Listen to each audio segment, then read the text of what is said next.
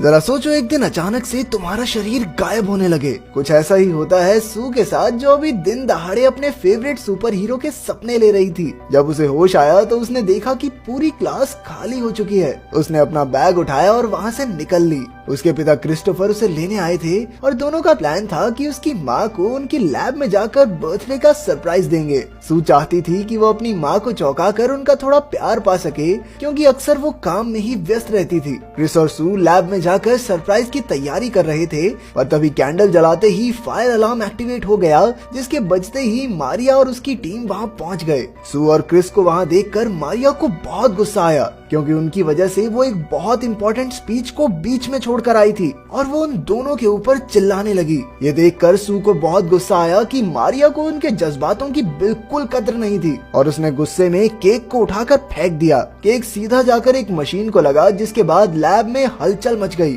डर के मारे सू ने अनजाने में कोई भी बटन दबाना शुरू कर दिया, जिसकी वजह से लैब का टेम्परेचर बढ़ता गया। इसके बाद उसे एक रोबोटिक आवाज सुनाई दी, पर उसे कुछ समझ नहीं आया और वो रिएक्टर के पास पहुंची, पर तभी लैब में एक जोरदार धमाका हुआ। खुशकिस्मती से सू को धमाके में कुछ खास चोट नहीं आई, पर उसकी एक चोट के नीचे नीले रंग की रोशनी थी। पर उसने इतना बखेड़ा कर ही दिया था तो किसी को कुछ बताना सही नहीं समझा। अगले दिन सुबह उठकर सू ने देखा कि उसका लेफ्ट हाथ गायब है। सुबह सुबह ये अजीबोगरीब चीज देखकर वो बहुत डर गई। इसके बाद वो क्रिस के साथ स्कूल गई, जो कुछ समय के लिए काम से विदेश जा रहा था। स्कूल में अपना लॉकर चेक करते वक्त टोबी नाम का एक लड़का उसके पास आया, जो सुपर मून कॉमिक पढ़ता था, जो कि सू की भी सबसे पसंदीदा किताब थी। तभी वहाँ एलिन और उसकी दोस्त भी आ गई, जो अक्सर सू को बहुत परेशान करते थे। जब तक एलिन टोबी से बात कर रही थी, सू गायब होकर बाथरूम में गई, जहाँ उसे हाथ धोते हुए एक लड़की ने देख लिया, जिसे लगा कि बाथरूम में शायद कोई भूत है। पर हाथ को धोते ही वो दोबारा दिखने लग गई। सू को कुछ समझ नहीं आ रहा था, इसलिए वो सीधा जाकर अपनी माँ मारिया से मिली। उसकी माँ को ये बात सुनकर बहुत हैरानी हुई और उसने सू के ऊपर कुछ टेस्ट करने की बात कही, लेकिन सू ने इस सब से साफ इनकार कर दिया। पर उसे पता था कि उसकी माँ का ये एक्सपेरिमेंट लोगों की जिंदगी बदल सकता है। दरअसल ये केमिकल धमाके के वक्त सू के खून में मिल गया होगा, जिसकी वजह से उसे गायब होने की पावर मिल गई थी, जो गर्म चीजों को छूते हुए एक्टिवेट हो जाती और तब तक ही रहती थी जब तक सू किसी गर्म जगह पर होती। मारिया ने सू को घर से बाहर जाने से मना किया था, जब तक वो इसका कोई रास्ता नहीं ढूंढ लेती। शाम को मारिया और उसकी टीम ने सू पर कुछ एक्सपेरिमेंट्स किए, जिस दौरान उन्हें पता चला कि सू के गायब होते वक्त वो जिस भी चीज को पकड़ेगी वो भी उसके साथ गायब हो जाएगी। ये देखकर मारिया बहुत डर गई, क्योंकि उसे डर था कि कोई उसकी बेटी की शक्तियों का इस्तेमाल किसी गलत काम के लिए न कर ले। इसलिए उसने अपने एक्सपेरिमेंट को बंद करने का फैसला किया। सू इस चीज के खिलाफ थी और नाराज होकर वहाँ से चली गई। लैब से निकलने के बाद वो स्कूल की बेसमेंट में जाकर सो रही थी, जहाँ काया नाम की एक लड़की ने उसे जगाया। काया अपनी छोटी उम्र के बावजूद टेक्नोलॉजी की मास्टरमाइंड थी और सभी स्कूल में उसे ऐप कहकर बुलाते थे। इसके बाद वो पास के रेस्टोरेंट में ही खाना खाने गए, जहां सू ने काया को अपनी गायब होने की शक्ति के बारे में बताया। पर तभी एलिन वहां पहुंच गई और फिर से सू का मजाक उड़ाने लगी। पर इस बार सू ने खुद को गायब करके एलिन पर खाना फेंकना शुरू कर दिया, जो देखकर काया बहुत हैरान थी। दूसरी ओर रिसर्च फैसिलिटी के मालिक डॉक्टर ड्रिल ने मारिया के सू पर एक्सपेरिमेंट करते वक्त की वीडियो देख ली। जैसे ही घर पहुंचने पर मारिया सू को नींद से जगाने लगी, तभी कुछ आदमियों ने घर पर आकर उसे किडनैप कर लिया। सू की आंख खुलने पर उसे कुछ भी समझ नहीं आ रहा था, बस मारिया की चिल्लाने की आवाजें आ रही थी। थोड़ी देर में सू समझ गई कि आखिर क्या चल रहा है, इसलिए उसने अपने आप को गायब किया ताकि कोई उसे देख न सके और अपने पिता क्रिस को फोन करके मदद मांगने की कोशिश की। पर क्रिस ने फोन नहीं उठाया, क्योंकि वो कहीं काम में बिजी था। इसके बाद वो टोबी से मिली और उसे सारी बात बताकर उसकी मदद मांगी। लड़की मुसीबत में हो और लड़का ना कह दे, ऐसा कभी हुआ है? हीरो बनने की तो चुल है सबको। अगले दिन वो सुबह वापस गाड़ी के पास गई ताकि वो मारिया के लैपटॉप की मदद से कुछ पता लगा सके। पर तभी उसे एक कॉल आई, जिसमें उसे चुपचाप गाड़ी की डिक्की में लेट जाने को कहा।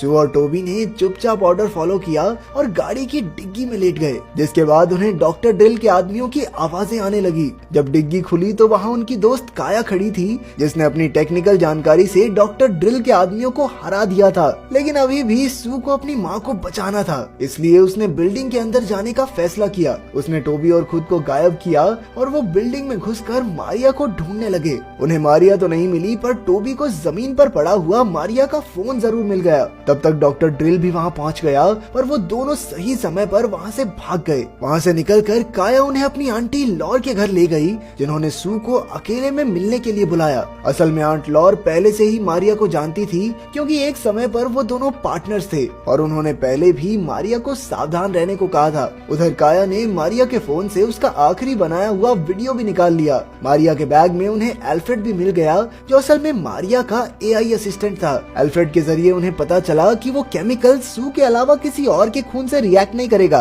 और मारिया ने इसका एंटीडोट ढूंढने की बहुत कोशिश की, लेकिन उसमें वो नाकामयाब रही। इसके बाद उन्हें समझ आया कि डॉक्टर ड्रिल असल में सू के पीछे इसलिए पड़ा है ताकि वो इस केमिकल का इस्तेमाल बाकी लोगों पर भी कर पाए। खुद को बचाने के लिए सू ने रात को टोबी के साथ अपना बिस्तर बदल लिया, और उसका ये फैसला बिल्कुल सही था, क्योंकि रात को डॉक्टर ड्रिल के आदमियों ने उसे पकड़ भी लिया था। लेकिन सू को वहाँ ना पाकर वो वहाँ से भाग गए, और गलती से एक इंजेक्शन भी वहाँ छूट गया जो सुबह टोबी को मिला। अगले दिन काया ने सू को एक नया सूट दिया, जिससे वो अपनी शक्तियों को काबू कर सकती थी।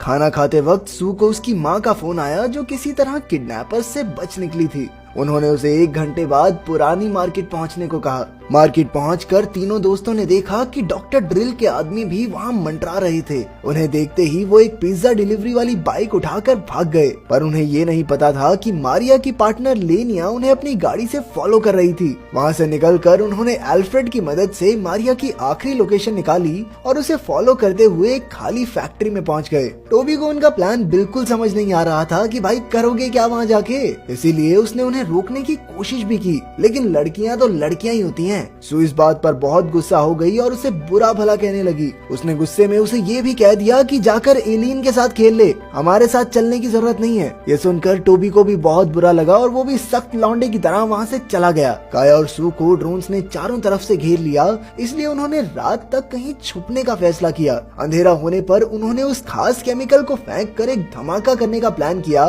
ताकि डॉक्टर ड्रिल और उसके आदमियों का ध्यान भटक जाए और वो दोनों आसानी से वहाँ से भाग सकें। धमाका होते हुए सू बेहोश हो गई और आंख खुलने पर वो अपने कमरे में मारिया के साथ थी। उसे होश में देखकर मारिया ने उससे उसके दोस्तों के बारे में पूछा। इसका जवाब देते हुए सू ने बताया कि काया अभी भी फैक्ट्री में उसका इंतजार कर रही है और टोबी घूम रहा होगा उस एलिन के साथ। ये सुनकर मारिया कमरे से चली गई, पर तभी सू को समझ आया कि वो तो अपने ही कमरे में बंद हो चुकी है और अब बाहर निकलने का कोई रास्ता नहीं। असल में वो मारिया थी ही नहीं, बल्कि लेनिया थी, जिसने बेहोश होने पर सू के खून को अपने शरीर में डाल लिया ताकि उसके अंदर भी शक्ति आ जाएं। ये सारी बातें सू को एल्फ्रेड की मदद से पता चली। उधर असली मारिया ने पहले काया को फैक्ट्री से उठाया और फिर अपनी बेटी को बचाने पहुंची। पहले तो सू को उस पर शक था कि असलियत में मेरी माँ है भी कि नहीं, पर उसका शक दूर करने के लिए मारिया ने एल्फ्रेड को चालू किया, क्योंकि एल्फ्रेड को सिर्फ उनके परिवार के डीएनए से ही चलाया जा सकता था। इसके बाद वो टोबी को बचाने के लिए निकले, क्योंकि उन्हें पता था कि लेनिया सभी सबूत मिटाने की बहुत कोशिश करेगी।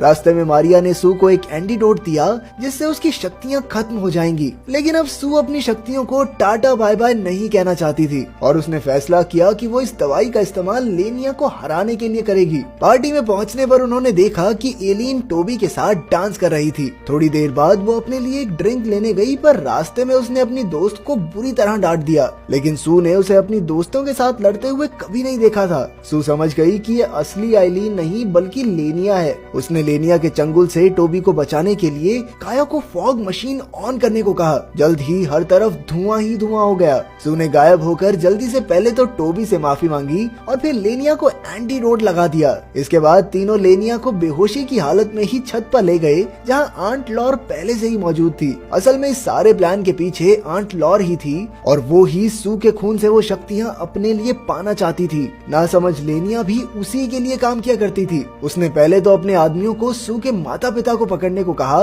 पर सू डरी नहीं, बल्कि उसने अपने ही शरीर में एंटीडोट लगा लिया ताकि कोई उसकी ताकतों का फायदा उठा ही ना सके। उधर काया ने एक डिवाइस को आंट लॉर की व्हील चेयर पर लगा दिया था, जिसके बाद वो लट्टू की तरह गोल गोल घूमने लगी। इसी तरह इन दोस्तों ने मिलकर उन्हें हरा दिया, पर तभी अचानक सू फिर से बेहोश हो गई। आंखें खुलने पर वो अपने माता पिता के साथ काया के घर पर थी। पता चलता है कि एंटीडोट ने सू पर काम ही नहीं किया और अभी भी उसके अंदर गायब होने की की शक्तियाँ हैं। अगर वीडियो पसंद आई तो लाइक कर देना, चैनल को सब्सक्राइब कर देना। मिलते हैं अगली वीडियो में।